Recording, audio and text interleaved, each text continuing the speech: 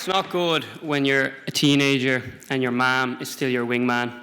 I had no bottle when it came to girls, and it got so bad one year that I actually got my mom to write a Valentine's Day card for me.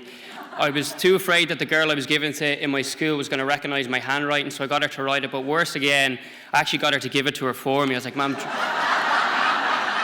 drop me up to the house here. I'll point out the house. We drive up, and I bottle it, and my mom actually has to run in with it for me.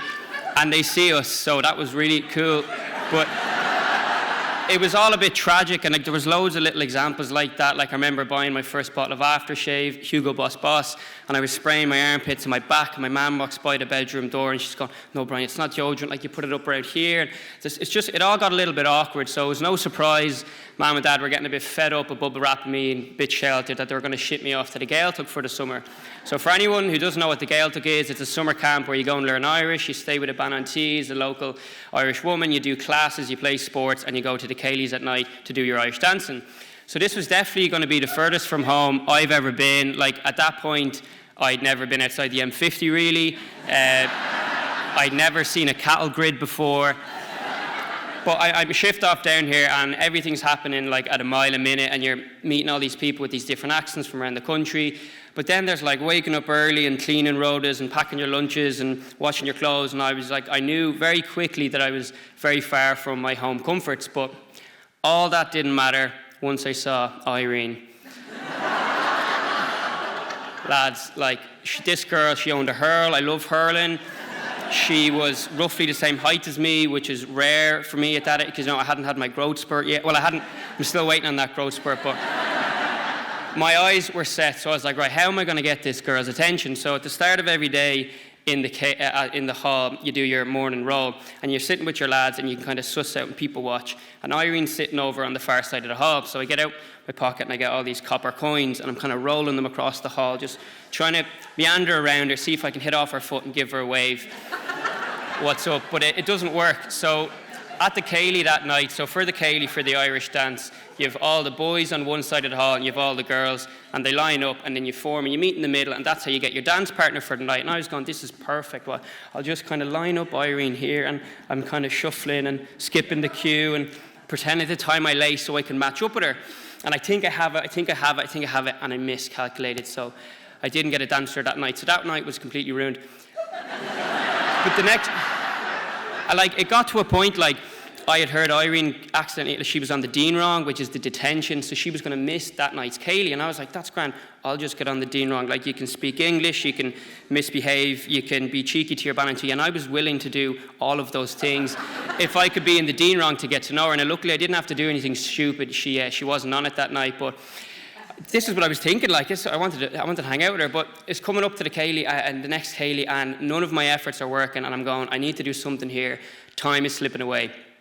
So I'm with my lads, and we're lining up in the Lena Buckley, and I break away, and I enter the no man's land, the vacuum in the middle where no one was, and I'm making a beeline towards Irene, and she's with her mates, and the lads in my group are, what's he doing?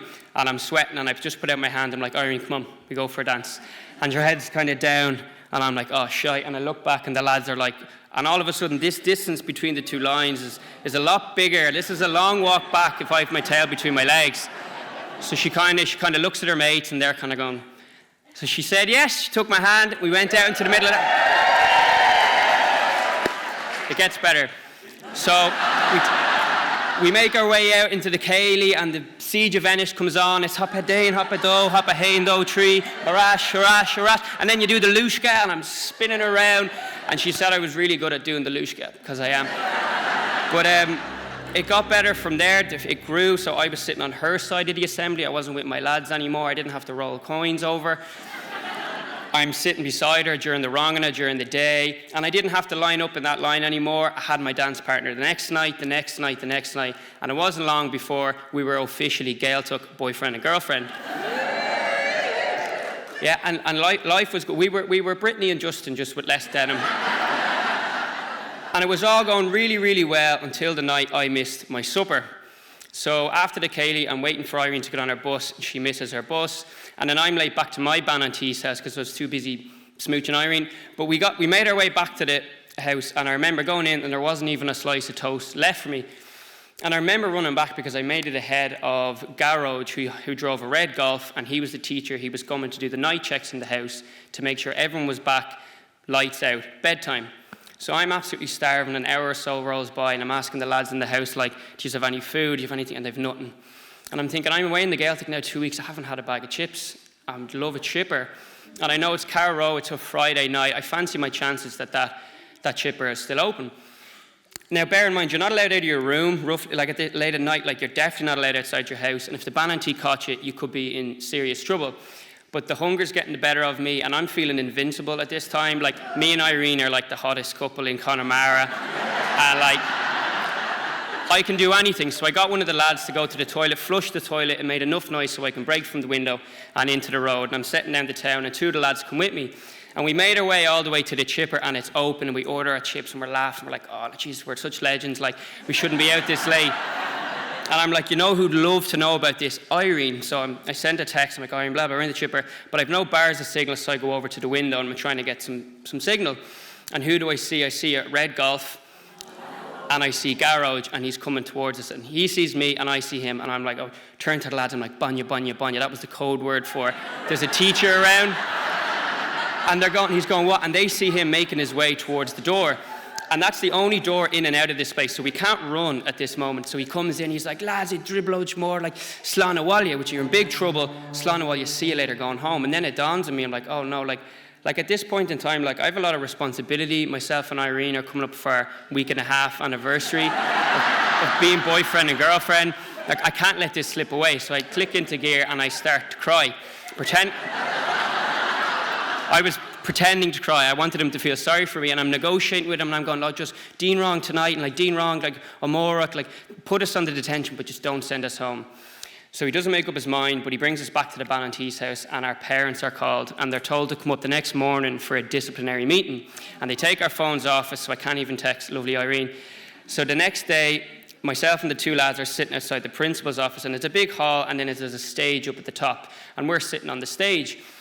And the Gaeltacht continues on as normal, so all the students are coming in dribs and drabs, but it spreads like wildfire that the lads up on stage could be getting sent home. And everyone gets really upset about it. And there's all these girls coming up to the stage and they're crying, and like, I'm in a lot of trouble. Like, my mum and dad got woken up in the middle of the night, now they're on their way to Galway. But like, I was loving the attention. It was class. Like, it was like we were a boy band that were splitting up. Like, I felt like Brian McFadden for like 10 minutes. Like, it was so good. And then Irene comes in and she hears the news, she gets up on stage and she collapses on my lap and we're hugged. And then my mum and dad come in and they're like, what is going on here? They're like meandering their way through this crowd of crying teenagers. And they don't even say anything to me, they go into the office. Irene's told to leave and they're all told to go outside. And the long and the short of it, in the meeting we were told we were getting sent home. So that was the end of that. And I remember my dad coming out and he was just like, would you not have just like drank or smoked or fight? You went to the chipper and you didn't even get the chips in the end. So before we get back into the car, I make a dart for it and I go and find Irene. There's a game of netball going outside and I found her and I gave her a chain and I gave her a letter. And it was a love letter and I didn't need my mum to write that one. I didn't need my mum to give that to her. I did that one all by myself. So we get in the car and I'm getting the silent treatment till about Athlone, and then they start laying into me like, oh, it's a waste of money, refund. You know, you can't do anything. And I'm going, hang on now, look, I actually learned a lot down here. I learned about time management, meal prep, why you should never miss your supper. I learned about negotiation, crisis management, how to cry on demand. But the biggest thing I learned of all was about what taking initiative looks like and the risk and rewards that go with that. I probably shouldn't have taken the initiative to sneak out to the chipper because I was hungry, but I'm delighted I took the initiative to go after my own dance partner. And I didn't need my mum to be my wingman anymore. I can write those love letters myself.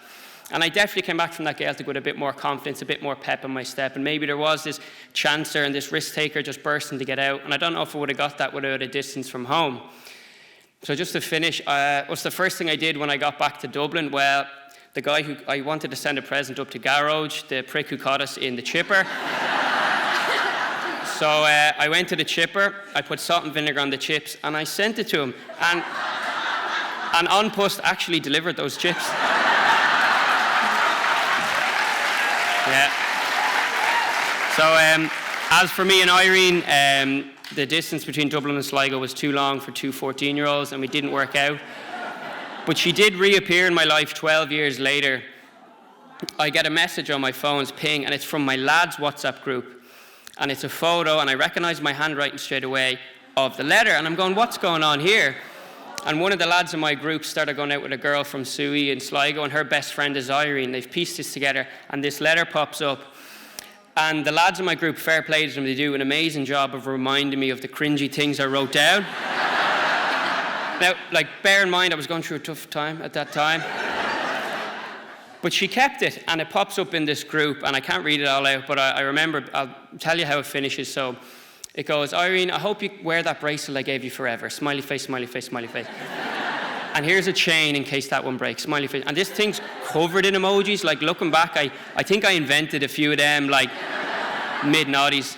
But then it ends, it goes, love Brian, 5 lowercase X's, and then the words Hugo Boss and an arrow to where I covered this thing in my aftershave. So I finally put to good use how to use that aftershave. Thank you.